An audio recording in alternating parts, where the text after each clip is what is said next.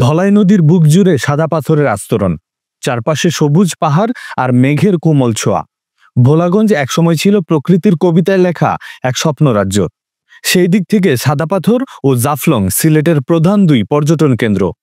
কিন্তু গত বছর 5 আগস্ট থেকে শুরু হওয়া পাথর লুটের সাথে সাথে সেই সৌন্দর্যও লুট হয়ে গেছে এসব পর্যটন কেন্দ্রগুলো থেকে। প্রতিদিন কোটি টাকার পাথর অবলীলায় তোলা হচ্ছে এই দুই স্থান থেকে। স্থানীয়রা অভিযোগ করেন, লুটের সঙ্গে যুক্ত আছেন রাজনৈতিক নেতা, প্রভাবশালী ব্যবসায়ী, এমনকি আইনশৃঙ্খলা বাহিনীর সদস্যরাও। আগে নৌকা প্রতি চাঁদা দিয়ে পাথর তোলা হতো, এখন সরকারি ব্যবসায়ী সিন্ডিকেটের কাছে বিক্রি বাধ্যতামূলক, অন্যথায় সেই পাথর বাজারে বিক্রি হয় না। এর আগে এইসব অসাধু ব্যবসায়ীদের নামে মামলাও হয়েছে, কিন্তু প্রভাবশালীদের থামানো যায়নি। যদিও 2015 সালে জাফলং ইকোলজিক্যাল ক্রিটিক্যাল এরিয়া বা ইসি এলাকা হিসেবে ঘোষণা পায়, তবুও সাদা পাথর এখনও সেই সুরক্ষার আওতায় আসেনি। পরিবেশ অধিদপ্তর সরাসরি আইনি ব্যবস্থা নিতে না পারলেও স্থানীয় প্রশাসনকে সহায়তা করছে।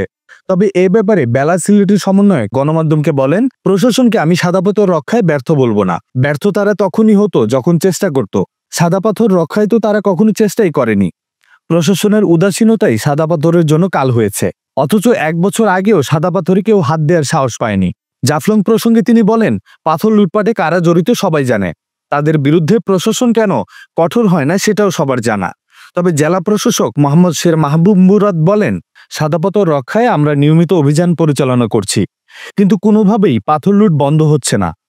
আগে এটি রক্ষা করতে পারলেও এখন কেন পারছেন না এমন প্রশ্ন করলে তিনি একই জবাব দেন, আমরা নিয়মিত অভিযান চালাচ্ছি। অন্যদিকে উপদেষ্টা সৈয়দা রেজওয়ানা হাসান সতর্ক করেছেন, বেপরোয়া পাথর উত্তোলন শুধু প্রকৃতির ক্ষতি করছে না, বরং দীর্ঘমেয়াদে পর্যটন খাতকেও ধ্বংসের মুখে ফেলছে। তার মতে, ভিয়েতনামের মতো পর্যটন কেন্দ্র গড়ে তুলতে পাথর থেকে যে রাজস্ব আসে তার চেয়ে বহুগুণ বেশি আয় ও কর্মসংস্থান সম্ভব। কিন্তু রাজনৈতিক অঙ্গীকারের অভাবে লুটের দাপট থামার কোনো লক্ষণ নেই।